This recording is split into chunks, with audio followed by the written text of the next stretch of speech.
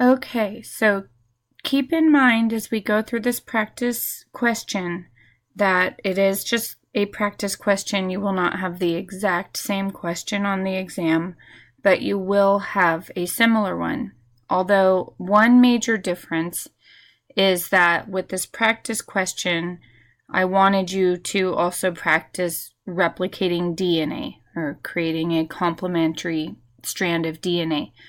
However, on the exam, you will be given a single-stranded sequence of DNA, just like you are on this practice question, but it will say to determine the amino acid sequence of that strand of DNA. And whenever we determine an amino acid sequence of DNA, we just follow the central dogma of DNA to RNA to protein. So please do not think that you have to create a complementary strand of DNA before you go to RNA. That is not the case on the exam. On the exam, you're going to go straight from DNA to RNA to the amino acid sequence. Okay, so again, on this practice question, we are starting off by creating a complementary DNA. But on the exam, you will not create the complementary DNA. You will go straight from the strand of DNA that I give you to transcribe it into mRNA and then proceed to use the genetic code table I give you to translate it into the amino acids. Okay, but let's do this sample problem. So first thing you're going to do is create a complementary strand of DNA, and this is just based on complementary base pairing, that A's and T's pair together and C's and G's pair together. So I'm just going to type in the complementary strand of DNA here. So it should be TACGTA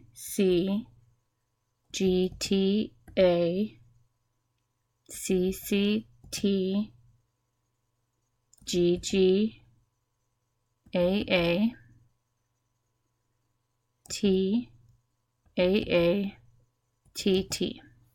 Okay, I'm going to double check that with my key.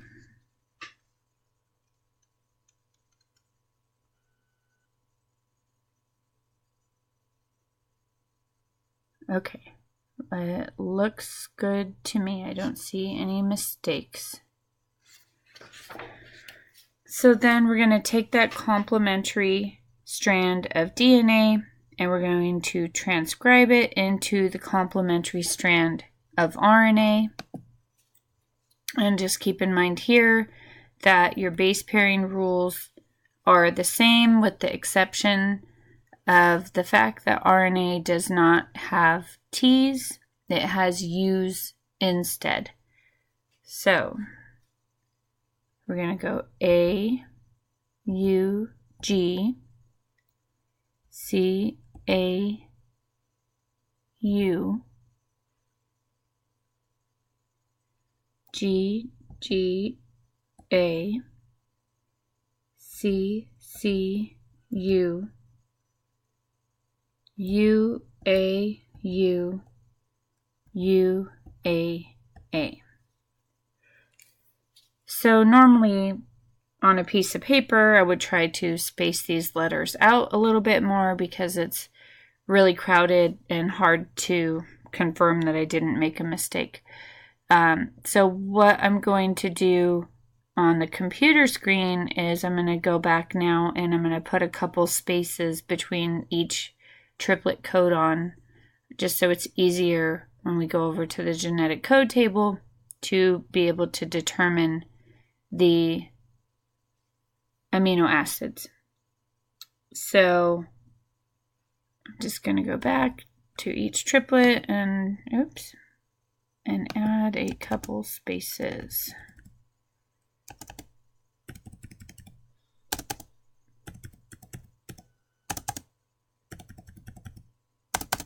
Okay, much better. I can see that much better. So now I should have planned for this. I did not open the genetic code table on my computer already. Let me go see if I can pull that up real quick.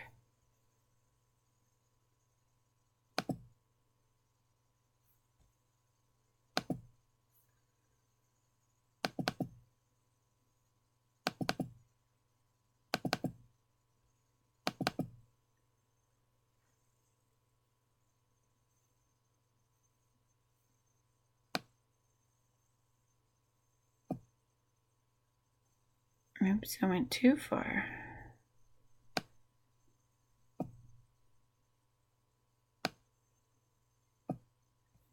Okay, there it is.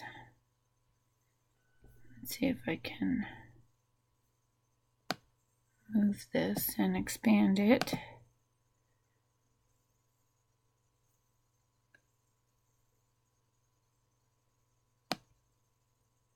Okay, so we're going to use this genetic code table to determine the amino acid sequence. So I don't think I can fit both things on the screen at once. That would be nice. Let me see.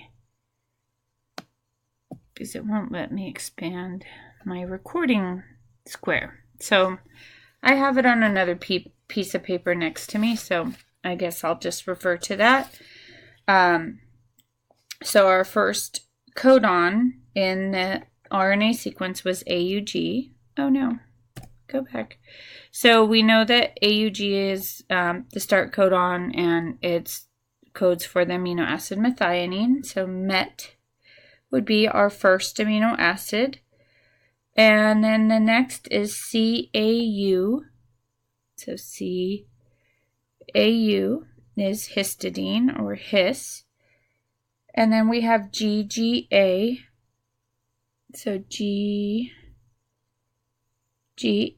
is gly, which is glycine. And then we have CCU,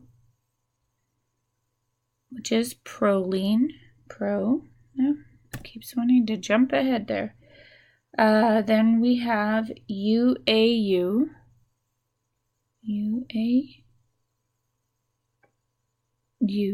Right here, which is tyrosine.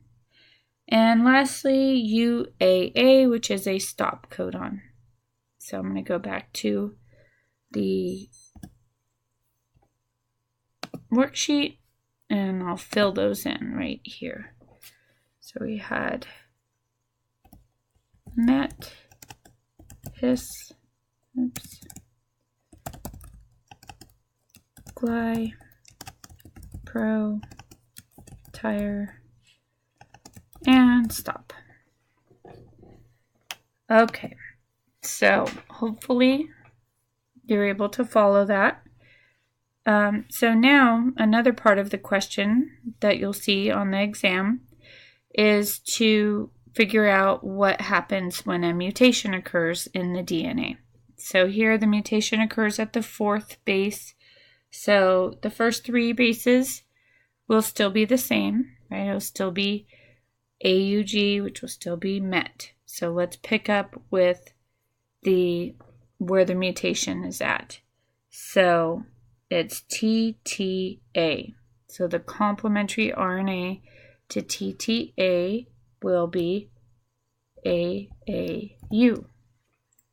And then again, let's go over to the genetic code table and see what that shows us. So AAU is ASN, which I believe is asparagine or aspartic acid, one of those. Doesn't matter. So ASN. So then we can go back over here and I'll just indicate down here ASN. Oops, I probably should just do it lowercase so it doesn't confuse you. So ASN, so what type of mutation is that? Well, previously it should have been CAU and it would have been histidine. Now it's AAU and it's asparagine. So that means it's a missense mutation, right? because it changed an amino acid. And that's basically it. Number 5, I'm not going to go through with you because you do that on your own. So you can play around with the DNA sequence and then, put in various a mutation to create a nonsense. Put in a mutation that would be a silent, and then you can play around with frame shift mutations as well.